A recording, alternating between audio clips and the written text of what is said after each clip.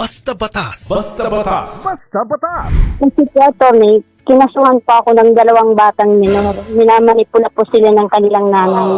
Dahil nga po At dun sa ano po dalawang muna yung kinaso sa inyo, ma'am, para maging malinaw po? child abuse po, RA Ano pa? 76 po.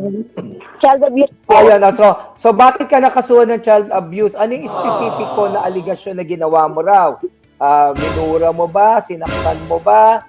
O anong particular po na... Binanggit ko po na inaan ko daw po, bawat daan daw po sa tapat ng bahay namin, sinasabihan ko daw pangit, mga pulubi. Ayun. Kaya tapos inom ko Oo. daw po yung mata ng tubig po na pang-spray sa orchid.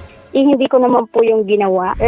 It's unfortunate na hindi talaga nag-conduct ng investigation kung totoo man ang sinasabi nyo. Pero but nonetheless po, hindi rin naman po pinipigilan ang kapulisyahan at ang DSWD po na tumulong sa pagsasampa ng kaso sa piskalya. Dahil po yung pagsasampa ng kaso, kahit wala naman ang pulis, kahit wala ang DSWD, yung mga magulang mismo pwede nilang gawin sa sarili nila yun eh.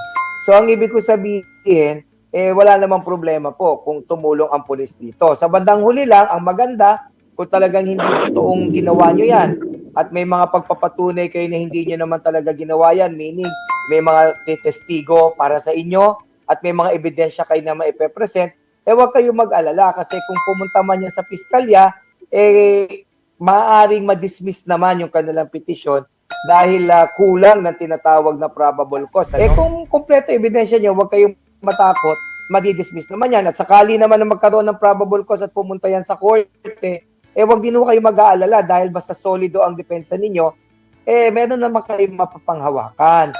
So kaya wag po kayong mag-alala sa ngayon. Basta Batas. Basta Batas. Basta Batas.